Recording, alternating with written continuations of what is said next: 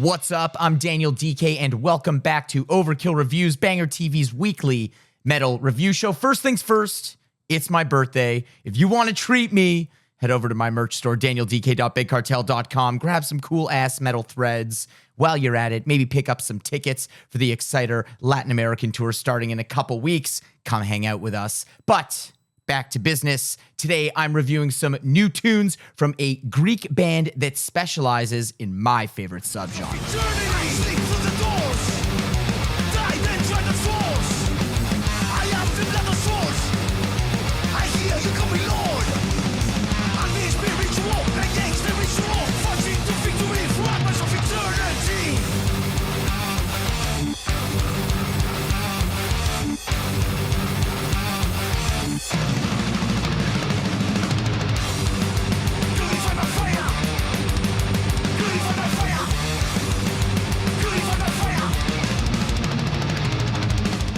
Thrashing is their business, and business is good. It's Suicidal Angel's brand new record, Profane Prayer, released March 1st on Nuclear Blast.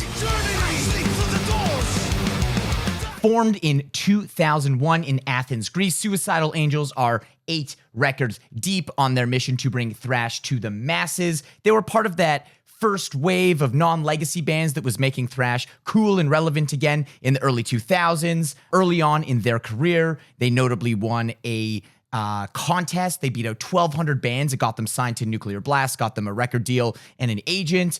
They kept grinding, releasing, touring. They did a bunch of stuff with Overkill, Creator, Exodus, Death Angel, all over the globe, and they successfully cemented themselves as a staple in the thrash underground. Only one original member remains in today's lineup, even though the lineup has been pretty stable. That original member is Nick Melesurgos, I think.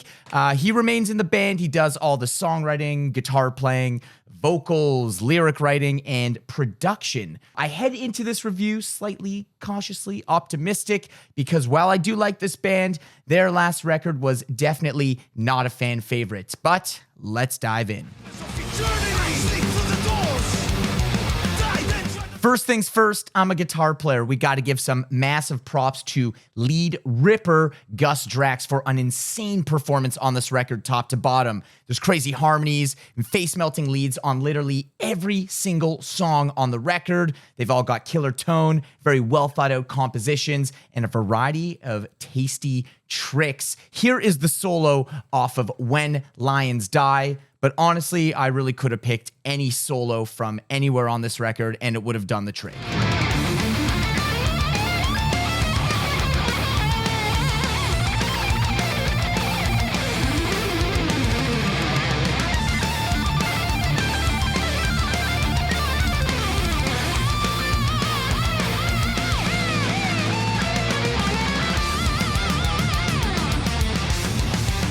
So there's definitely a lot more clean stuff going on in this record than you might expect from a thrash band. What do I mean by that? I mean 12-string acoustic intros, low gain, slow-picked bridges, and even some clean chanting sections.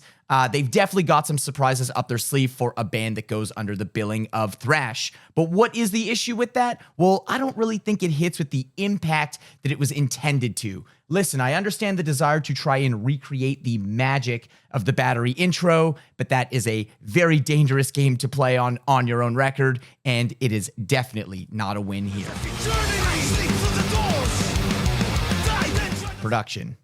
It kinda sucks. I mean, don't get me wrong, the rhythm tones, they are chunky. I don't hate the way they've processed the vocals, and the overall mix is pretty tight, but the drum sounds leave a lot to be desired here. Double bass parts that overpower and almost peak out the bottom end, the most obnoxious hi-hat sizzle, very thin-sounding ride and bell, and a tom treatment that almost seems like it was a complete afterthought. If you ask me, this record is lacking a little bit of TLC in that production area. I love album art, and with this new trend of bands embracing AI art, I'd like to introduce a new recurring segment to my reviews, AI or Repka, where I determine if the art was created by AI, or Ed Repka. And in the case of Suicidal Angels' Profane Prayer, drumroll please, it's Repka! At the core of it, I think the reason that I love thrash so much is because it's always matched my personality with its speed and up-tempo nature. So you can imagine there's some disappointment from me when this thrash record is full of so much down-tempo and drawn-out epic-type sections. Look at Deathstalker. It's an 8-minute mid-tempo song with a modern, hard rock, very new-sounding creator chorus that really sticks out like a sore thumb on the record. Toss in a 10-minute droney album closer that never seems to end, and you've pretty much lost all of my attention. So, what's the verdict with Profane Prayer? When I pick up a thrash record, I don't expect it to reinvent the wheel, and that's totally fine. But this record feels a little diluted for what I know this band is capable of. There were definitely some kick-ass thrasher-piece moments like the Slayer-esque Crypt of Madness.